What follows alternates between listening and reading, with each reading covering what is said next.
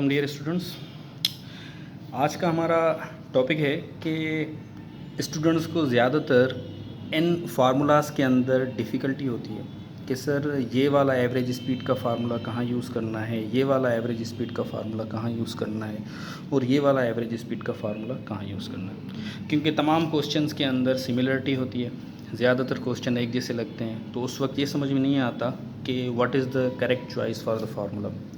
तो आज हम सीखेंगे कि किस तरह से हम इन तीन फार्मूलाज़ को यूटिलाइज़ करेंगे और क्या कंडीशन अप्लाई होती है कि जहाँ पर आपको इजी लगे कि आप इनमें से कौन सा फार्मूला चूज़ करेंगे और अपना करेक्ट आंसर निकालेंगे। I have given you some sample questions. सबसे पहले हमारा क्वेश्चन है, a person covers half of his journey at a speed of 40 meter per second and other half at a speed of 50 meter per second. Determine his average speed. Suppose करें person point A से point B तक move कर रहा है, तो वो अपनी half journey, ये कह रहा है हाफ जर्नी मतलब डिस्टेंस डिफरेंट है, यहाँ पर हाफ जर्नी मूव कर रहा है 40 मीटर पर सेकेंड के साथ। अब जब ये जो हाफ जर्नी है, इसके लिए जो टाइम इंटरवल रिक्वायर है वो है t1, और जो उसकी नेक्स्ट हाफ जर्नी है उसमें इसका टाइम इंटरवल जो रिक्वायर है वो है t2। मतलब यहाँ पर टाइम इंटरवल दोनों के लिए अलग अलग है। यहाँ पर टाइम इंटरवल t1 कंसीडर करेंगे क्योंकि ये यहाँ से लेके यहाँ तक 40 मीटर पर सेकंड के साथ जब मूव कर रहा है, तो यहाँ पर स्पीड अलग है, यहाँ पर स्पीड अलग है, तो जाहिर सी बात है यहाँ पर टाइम अलग लगेगा, यहाँ पर टाइम अलग लगेगा। क्या टाइम लगेगा वी डू नॉट नो, इसलिए हम इस तरह की कंडीशन के अंदर ये वाला फार्मूला यूज़ करते हैं। इसकी बेसिकली डेरिवेशन है, डेरिवेशन हम नहीं कर रहे, वी आर कंक्लूडिंग, हम डायरेक्ट पॉइंट पे आ रहे हैं। डेरिवेशन में जाएंगे तो और ज़्यादा बड़ा हो जाएगा। So average velocity equals to 2v1v2 upon v1 plus v2। Simply put up the values and you will have the answer. उसके बाद नेक्स्ट क्वेश्चन है, अब ये भी देखें, a train moves from station A to station B with a constant speed of 40 meter per second for the first half time and with 30 meter per second for the next half time। मतलब यहाँ पर अब उसने क्या कर दिया है कि टाइम इक्वल कर दिया है।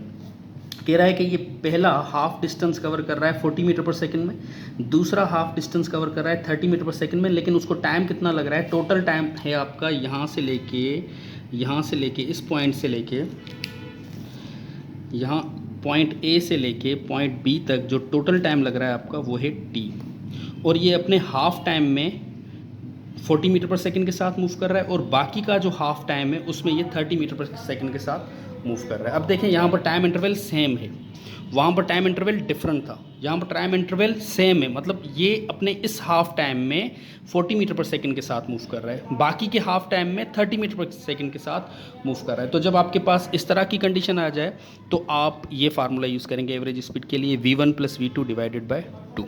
तो मतलब इन दोनों क्वेश्चंस के अंदर एक ही चीज़ है जिस पे आप डिफ्रेंशिएट कर रहे हैं, एंड वो चीज़ क्या है, वो चीज़ ये है कि आपको दोनों के अंदर टाइम देखना है कि टाइम क्या है।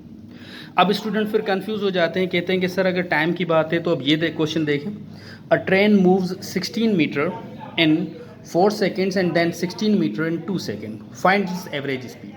अब कहेंगे सर यहाँ पर भी तो देखिए टाइम डिफरेंट है, पहले ये 4 सेकेंड है फिर ये 2 सेकेंड है, तो हम वो फार्मूला यूज़ करें 2v1v2 upon v1 plus v2। नहीं बेटा, अब यहाँ पर टाइम क्लियरली मैंशनड है आपके पास, वहाँ पर टाइम मैंशन नहीं था, यहाँ पर क्लियरली आपके पास टाइम मेंशन है, तो आप यहाँ पर फार्मूला यूज़ करेंगे average speed equals to total distance divided by total time. Total distance कितना है 16 मीटर, दोनों को प्लस करेंगे, और फिर ये 2 सेकेंड और ये 4 सेकेंड, इन दोनों को प्लस करेंगे, and then you will have the answer 5.33 metre per second.